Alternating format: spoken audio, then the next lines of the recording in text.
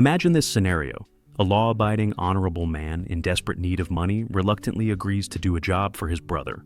A ruthless mob boss who always looked down on him, but things go very badly. He is arrested and sent to one of the toughest prisons in England, where he will spend the next 7 years of his life fighting off endless assassination attempts and plotting his revenge against the people who betrayed him. The story takes place in the United Kingdom. Multiple police cars escort a transport van that delivers a dangerous prisoner to a hospital. They take off his restraints and drag him inside the hospital as he looks at them with disgust. His name is Cain Burgess. He is saddened to find out from the doctor that his mother passed away from cancer right before he could say goodbye. Cain asks the policeman to let him see her nonetheless. They go up in an elevator and take a look at the deceased mother. Utterly disappointed that he couldn't talk to his mother one last time, Cain decides to escape.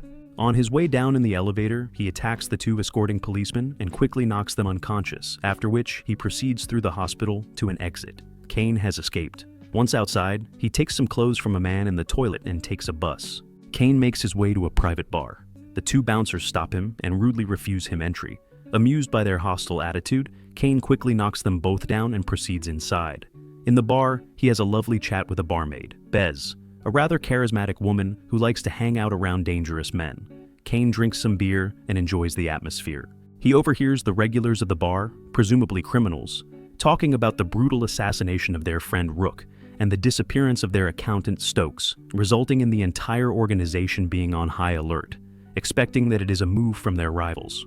One of the men, Toon, graphically describes the assassination to the other two, Vern and Mo. Toon and Rook were standing at the corner, selling the product.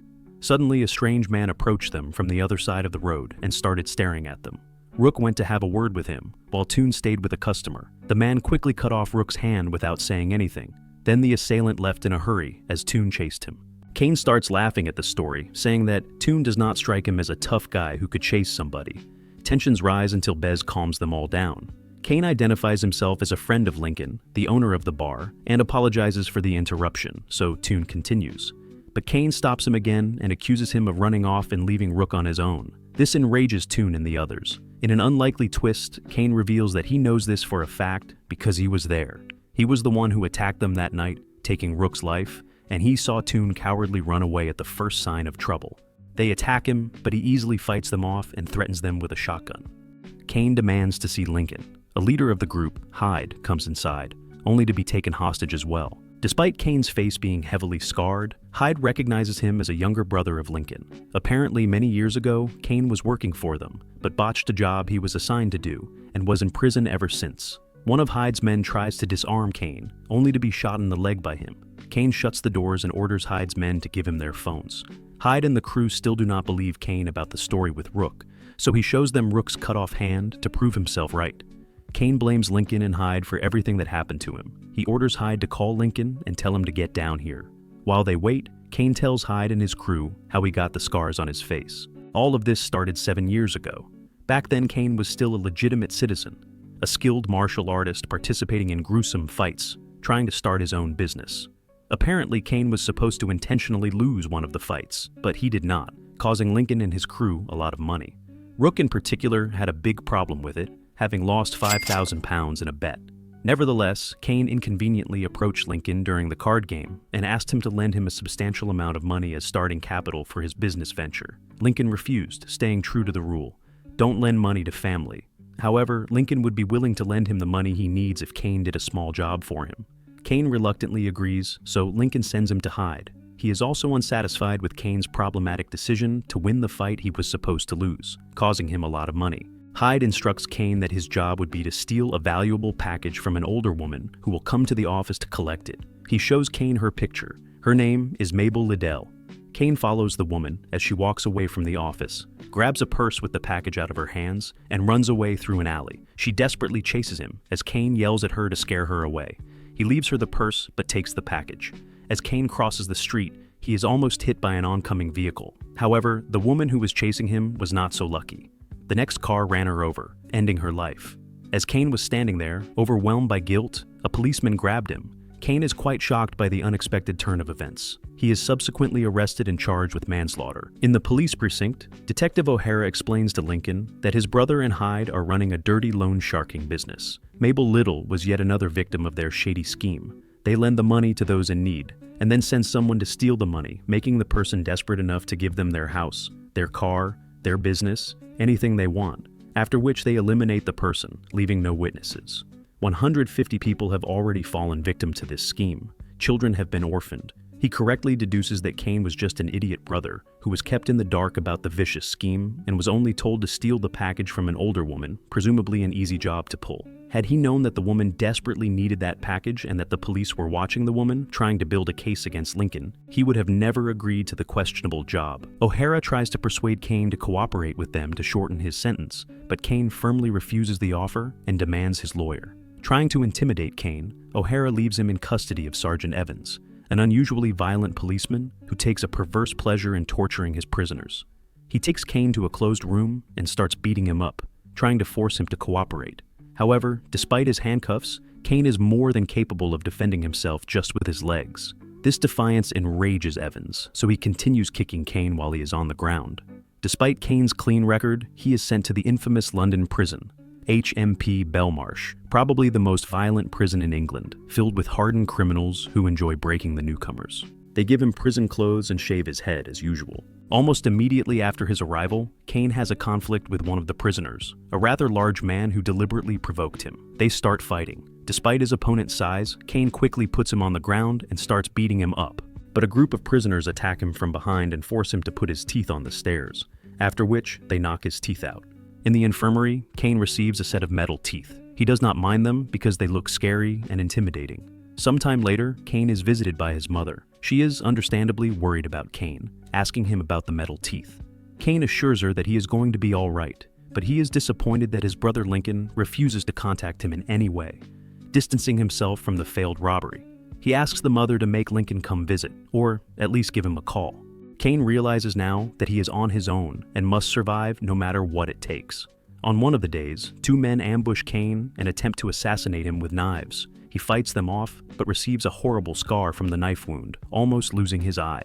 After the fight, Cain is being interviewed by the head of the prison's legal counsel, Mr. Norton.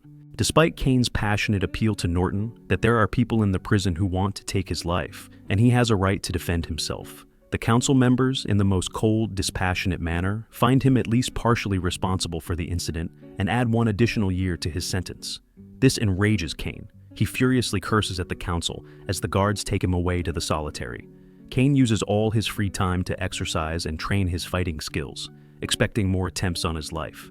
He slowly transforms himself into a different man, an ultimate fighter who could survive in this prison and come out alive. Hyde and his crew continue listening to the story, captivated by Cain's passionate storytelling about his transformation.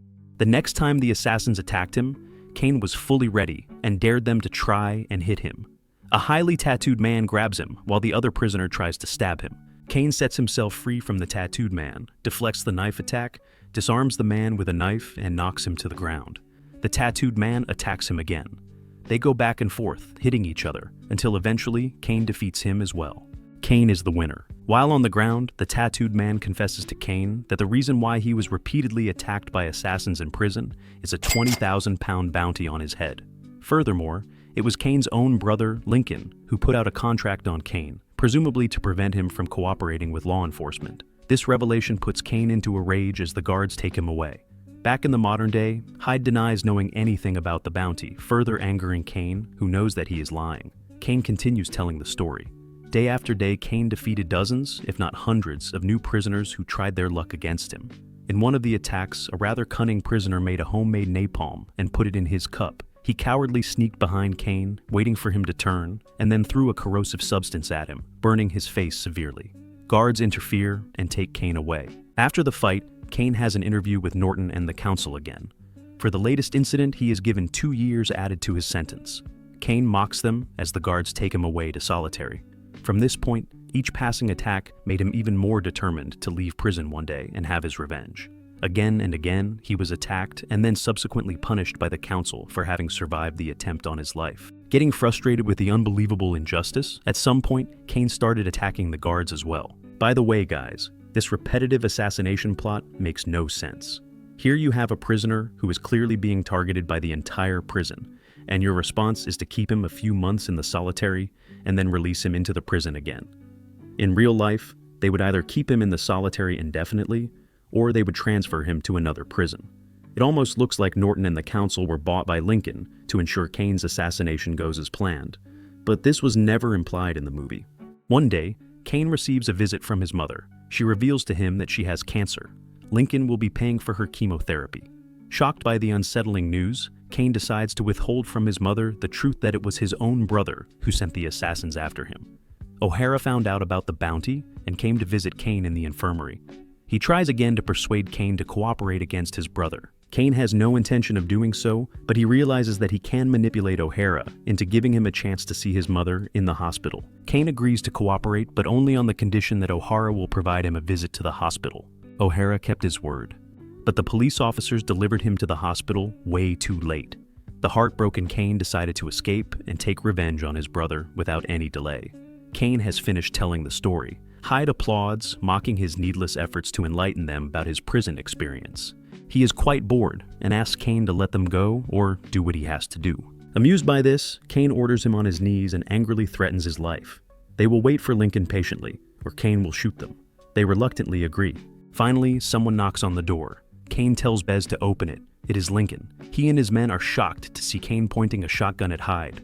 Not realizing that his brother has changed dramatically, Lincoln tries to fool him and pretends to be happy that he is out of prison. But Cain, of course, does not buy it for a second and orders them to part with their guns. Once Lincoln and his men were disarmed, they join the rest in the back. Cain and Lincoln reminisce on their childhood as Cain tries to embarrass his brother in front of his men. Cain reveals to Lincoln that he knows that it was him who sent assassins after him for 7 years in prison. But it is more complicated than this. Lincoln claims that it was Evans who told him that Cain was cooperating with the government, so Lincoln believed he had no choice but to eliminate his brother. He wants to call Evans to make him come here and explain himself. But that would be quite impossible. It turns out that right after his escape, Cain has already visited Evans. Seeking revenge for the way he was treated after the arrest, Cain followed Evans to a nightclub where he works now as a security guard, having lost his job in the police for excessive aggression towards the prisoners. They reminisce on the old days like a couple of good pals, but soon drop the pretense and start fighting. Evans aggressively attacks, and they go back and forth hitting each other. As they fight, Evans admits that he is the one who lied to his brother about the cooperation. Evans finds a hammer and tries to hit Cain with it. Cain takes it away and knocks Evan down, after which he finishes him. Putting the Evans matter aside, Cain and Lincoln discuss the shady loan sharking he was involved in. Cain is disgusted with the way his brother treats people in need. Feeling extremely guilty over what happened to Mabel Liddell, Cain learned the names of all 150 people that lost their lives because of Lincoln. Lincoln is surprised that Cain would have this much sympathy over some random people, but as he points out, no one forced Cain to participate in their illegal activities. He volunteered. In the most insensitive manner, Hyde mocks the people whose lives they destroyed, calling them losers. He goes on mocking them until Cain loses his patience and shoots him. Hyde's men rush to attack Cain, but he reloaded the gun very quickly, not leaving them a chance to strike. Lincoln is furious, saying Cain has passed a point of no return when he shot Hyde. But Cain does not care. He further reveals to his brother that earlier today he visited his accountant, Stokes, in his luxurious suburban house bought with dirty money he and Lincoln made over the years. He tried to shoot Cain with a shotgun, but Cain quickly disarmed him. Trying to save himself and his family, Stokes makes a deal with Cain. He agrees to divide and transfer all of Lincoln's money to the families of the 150 people that lost their lives because of Lincoln's scam, after which Stokes and his family will leave town and cut their ties with Lincoln's organization. Cain shows Lincoln his account that only has £1,500 left. The rest of the money is gone. Cain admits to him that he is going to shoot him one way or the other, but he offers the rest of the men to leave. Some of them do want to leave, but Lincoln orders his men to stay put. He points out that it is a double-barreled shotgun. Cain can only shoot 2 of them before the rest take him apart. As Lincoln goes on and telling his men how much he despises Cain and how much shame he has, having this embarrassment as a brother, Bez quietly gets an empty bottle and smashes it on Cain's head. They all try to attack Cain. He manages to shoot Mo, but then he loses the shotgun and starts fighting them, as they frantically throw empty glasses at him. Bez throws them a stash of weapons, bats and cold weapons, no guns, and they continue trying to hit Cain as he deflects their attacks again and again. He eventually goes through almost all of them, putting them on the ground. Toon cowardly runs away, while the rest continue their futile attack. Lincoln stayed away and observed all this. Toon comes back with a machine gun and opens fire. He comically empties the entire magazine, shooting up the whole bar, but not hitting Cain even once. Amazed by his incredible luck, Cain takes a gun from him, reloads it, and finishes most of Lincoln's crew, while the remaining few still try to fight him, only to be knocked down by him as well.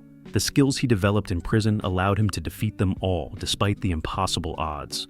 Only Lincoln and Bez are left. They awkwardly stare at the severely wounded Cain as he pours himself some beer. Lincoln asks him if all this was even worth it, throwing his life away for some petty fantasy of revenge. Cain is satisfied that Lincoln is ruined. He has no money, his bar is destroyed, he has got nothing left. Lincoln comes forward with a shotgun, intending to finish Cain. He admits that he would have ordered Cain to be assassinated, whether he was cooperating with the government or not, because as boss of a crime family, he could not afford to have a brother that is even rumored to be a rat. It undermines his leadership. Lincoln pulls the trigger, but the gun was empty. They start fighting instead. Lincoln attacks him with a knife, but Cain quickly overpowers him and stabs him. It is over. Despite her role in the fight, Cain lets Bez live and walks out of the bar, barely able to stand from his injuries. He sits on the bench, happy that he had his revenge after all. Sometime later, an old man walks into the post office to get his pension. He is surprised to find out that he had £13,000 transferred to his account, an equal share of the $2 million divided to 150 people who lost their loved ones because of Lincoln. He reports it to the authorities. O'Hara gets informed about the money transfers. He smiles, realizing it was Cain who sent his brother's money to the families of his victims. Thanks for watching. Don't forget to like and subscribe for more.